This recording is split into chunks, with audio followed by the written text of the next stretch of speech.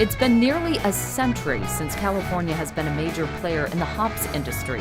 J.E. Pano is one of a few hops farmers in California. His Rustaller field is right along I-80 in Dixon. You might have seen it while driving west towards San Francisco. I got connected with J.E. when I went for a beer tasting at Federalist in Midtown Sacramento. Owner and operator Marvin Maldonado takes the tasters through a virtual journey into the hops field. It's here where beer starts to take on its flavor.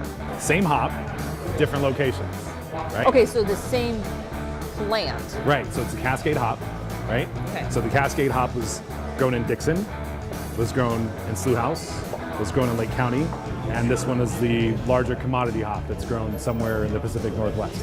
All exposed to different weather patterns. The hops grown in Dixon have great access to that marine air coming in from the Bay Area, leading to cool nights and hot days. We go a little bit further inland to Slough House. Those hops have less access to that cooler marine air. Travel over to Lake County, and these hops are grown in a completely different environment at a 2,000-foot elevation. We talk about this in the class, and I don't know anybody else talks about it, but we talk about terroir, where something comes from. And it's important to us. We make food, right, where something comes from. We talk about farm to fork all the time here in Sac. So why wouldn't we talk about it with beer? So let's talk about it. Three main ingredients for beer are hops, barley, and water. Sacramento used to be one of the world's epicenters for hops growing in the early 1900s. In fact, one of the most prolific ranches in the world was located where Campus Commons is now along the American River. Prohibition and the push for a less expensive commodity hop greatly reduced the viability of the hops industry for the state.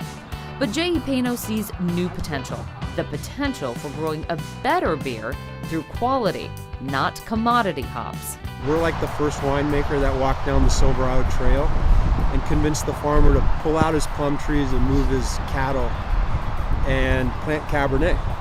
And the farmer's like, Caber who? Just like those multi-billion-dollar grapes, the craft beer industry is opening up a whole new audience for trying something new.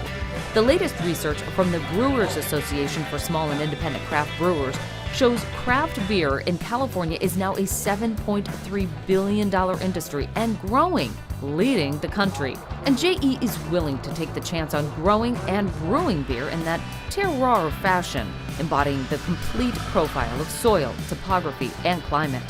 It all started while working in downtown Sacramento. He would pass by the Rustaller building. Seeing its beauty, he read about its history as the largest brewery west of the Mississippi. Note, Anheuser-Busch is west of the Mississippi. With a little research, the story started to unfold. Sacramento has a unique opportunity to contribute to this conversation in a way that most communities can't. And that is that we can actually grow hops. And historically, if you think about it, we grew the highest quality hops in the world. Why? Hops love heat. The plant goes dormant during the winter, but in the spring, it wakes up, producing these bines. That's with the B. Then the stringing begins, and they'll train those bines to grow up, growing up to a foot a day in the summer, peaking at about 16 to 18 feet high. By midsummer, they start to grow out. Given that California has the highest year-to-year variability of weather in the country, we could theoretically get many varieties in the hops. Instead of trying to control and make it the same, J.E. and Marvin say, let this hop be heard. If all the inputs are different, why are we trying to get the same result?